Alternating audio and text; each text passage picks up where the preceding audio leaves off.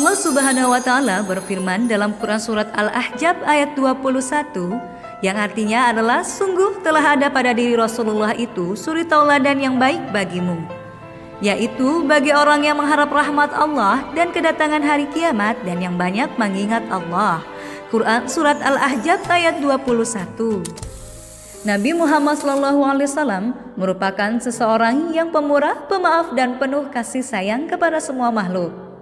Kasih sayangnya diberikan kepada semua orang, tak terkecuali terhadap makhluk hidup lainnya, yaitu seperti binatang dan tumbuhan. Sebab tumbuhan dan binatang merupakan makhluk ciptaan Allah Subhanahu wa Ta'ala yang harus disayangi. Baik, oleh karena itu, Saudara-saudara Umi, pada pembelajaran ini kita akan belajar mengenai keteladanan Nabi Muhammad SAW dalam memelihara lingkungan hidup.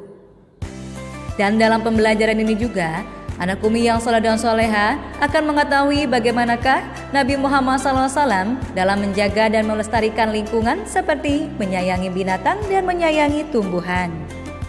Adapun tujuan pembelajarannya hari ini adalah, yang pertama, siswa mampu menjelaskan sikap keteladanan Nabi Muhammad SAW terhadap lingkungan. Yang kedua, siswa mampu menjelaskan contoh sikap menyayangi binatang dan tumbuhan dengan benar. Bentuk keteladanan Nabi Muhammad SAW dalam menjaga dan melestarikan lingkungan hidup ini, yang pertama adalah menyayangi binatang. Tumbuhan dan binatang merupakan makhluk ciptaan Allah Subhanahu wa Ta'ala yang harus disayangi. Kenapa? Karena binatang adalah salah satu makhluk ciptaan Allah Subhanahu wa Ta'ala. Dan Nabi Muhammad SAW menyayangi binatang. Terdapat dalam Al-Kisah bahwa pada suatu hari Aisyah mengendarai seekor unta. Dan karena unta itu nakal, Aisyah pun memukulnya. Melihat sikap Aisyah terhadap unta yang sedang dikendarainya itu, Rasulullah pun menegur Aisyah dengan berkata, "Hendaklah engkau berlaku lemah lembut kepadanya." Saudara-saudara Umi, adapun beberapa contoh dari perlakuan Nabi Muhammad SAW dalam menyayangi binatang. Yang pertama adalah, Nabi Muhammad SAW melarang orang untuk membebani binatang dengan muatan yang berat, dan juga memperkerjakan binatang melampaui batas kemampuan dari binatang itu. Dan jika binatang itu ditunggangi, misalnya seperti kuda, hendaklah diperlakukan secara baik. Contoh selanjutnya adalah Nabi Muhammad SAW melarang manusia memisahkan anak-anak hewan yang masih lemah dari induknya. Hal tersebut karena hewan dapat mati bila tidak ada perlindungan dari induknya. Dan contoh yang lain juga adalah beliau melarang untuk memperlakukan binatang yang akan disembelih dengan perlakuan yang seenaknya. Sebab dalam ajaran Islam mengharuskan kita untuk memperlakukan binatang yang akan disembelih dengan perlakuan yang baik. Dan seharusnya kita pun melakukan praktik pemotongan hewan yang sesuai dengan ajaran agama Islam. Pemotongan yang baik adalah pemotongan yang tidak menyakiti hewan tersebut. Yaitu, jika binatang itu hendak disembelih, hendaklah di waktu ia dalam keadaan sehat atau tidak sakit. Dan Rasulullah SAW pun melarang orang membunuh binatang kecuali hendak dimakan. Orang yang menyembelih binatang hendaknya menggunakan alat pemotong yang tajam supaya binatang itu tidak lama merasakan sakit. Nah, saudara-saudara Umi, sifat kasih sayang Nabi Muhammad SAW terhadap binatang tercermin dalam larangan beliau kepada umatnya untuk tidak menjadikan binatang sebagai sasaran dalam perlombaan memanah. Sebab pada waktu itu masyarakat Arab gemar sekali mengadakan perlombaan memanah dengan sasaran binatang.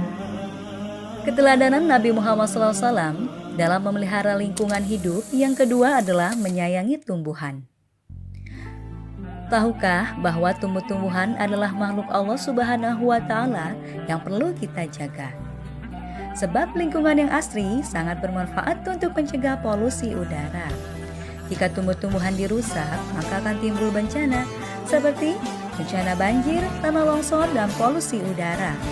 Dan hal itu akan mengancam keselamatan umat manusia. Oleh karena itu, Nabi Muhammad SAW berpesan agar umatnya menjaga dan melestarikan tumbuh-tumbuhan. Nabi Muhammad SAW begitu cintanya kepada tumbuh-tumbuhan. Dan dalam setiap peperangan yang dilakukan kaum muslimin, Nabi Muhammad SAW pun berpesan agar tidak merusak tumbuh-tumbuhan. Sebab Sahabat Soleha Umi, tumbuh-tumbuhan adalah salah satu penjaga keseimbangan alam yang sangat penting. Adapun cara Nabi Muhammad SAW dalam memelihara dan menyelamatkan lingkungan, yaitu dimulai dari hal-hal yang kecil, seperti menjaga agar tanaman tetap hidup. Dengan demikian, umat manusia selain dapat memetik hasil dari tanaman, mereka juga memperoleh udara yang bersih.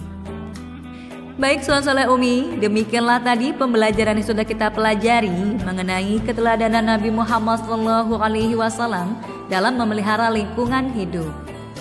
Adapun kesimpulannya ataupun ibrah teladan yang dapat kita ambil dalam pembelajaran tersebut adalah bahwa tumbuhan dan binatang merupakan makhluk ciptaan Allah Subhanahu wa Ta'ala yang harus kita sayangi. Nabi Muhammad SAW pun mengajarkan kita dalam kisah ini untuk selalu memiliki rasa kasih sayang terhadap hewan dan tumbuhan. Salah satu contoh yang dapat kita terapkan dalam kehidupan sehari-hari kita adalah yaitu dengan menjaga lingkungan tetap asri dan merawat tanaman agar tetap hidup. Dan selanjutnya adalah dengan cara menyayangi binatang tanpa menyakiti binatang tersebut. Baik saudara-saudara Umi, demikianlah pembelajaran kita hari ini. Semoga bermanfaat dan menjadikan kita sebagai pribadi yang lebih baik lagi ya. Sampai bertemu kembali di pembelajaran selanjutnya bersama Umi Laila. Kami akhiri, wassalamualaikum warahmatullahi wabarakatuh.